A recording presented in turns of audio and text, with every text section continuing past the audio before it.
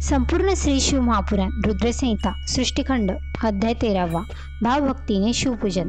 ब्रह्मदेव नारदांना म्हणाले, हे मुने, क्षीरसागराहून परतल्यानंतर मी देवतांना आणि ऋषींना शिवपूजन किती आवश्यक आहे, त्यामुळे काय साध्य होते हे शास्त्रशुद्ध पद्धतीने समजून सांगितले। ब्रह्म मुहूर्तावर उठून शिव पार्वतीचे स्मरण करावे।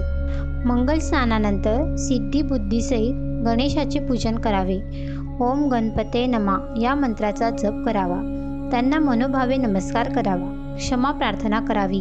गंध पुष्प धूप दीप नैवेद्याने शिवप्रभूंची पूजा करावी। शिवजींच्या पूजनाने सर्व देवतांची पूजा होते। आपल्या घरी शिवलिंग असावे। शिवजींना बिल्वपत्र प्रिय आहे। बिल्वपत्र वाहिल्याने शिवजींची पूजा सफळ होते। शिवजींना पक्वान्नाचा नैवेद्य दाखवावा। साष्टांग नमस्कार करावा। ओंजळीत फुले घेऊन शंकरांना अर्पण करावीत। येथे आपल्या अंतःकरणातील भावभक्तीला अत्यंत महत्त्व आहे। देवभावाचा भुकेला हे वचन लक्षात ठेवावे। श्रद्धाने पूजा करावी। नमः शिवाय ओम। संपूर्ण श्री शिव महापुराण रुद्रसंहिता सृष्टिखंड अध्याय 14वा विविध पुष्पे व जलधारांनी करावयाची पूजा। ऋषी सुतांना म्हणाले, आता कोणत्या फुलांनी शिवजींची पूजा केल्याने काय फल प्राप्त होते ते सांगा। सूत म्हणाले, ऋषीजन हो, पूर्वी नारदांनी हाच प्रश्न विचारला होता, तेव्हा त्यांनी जे निरूपण केले तेच तुम्हाला सांगतो। ब्रह्मदेव म्हणाले, नारदा, कमळ, बिल्वदळ, शतपत्र आणि शंखपुष्पे जर शिवजींना वाहिली तर धनसंपत्ती वाढण्यास मदत होते। जो निस्वार्थ भावाने शिवपूजन करतो तो शिवाशी एकरूप होतो।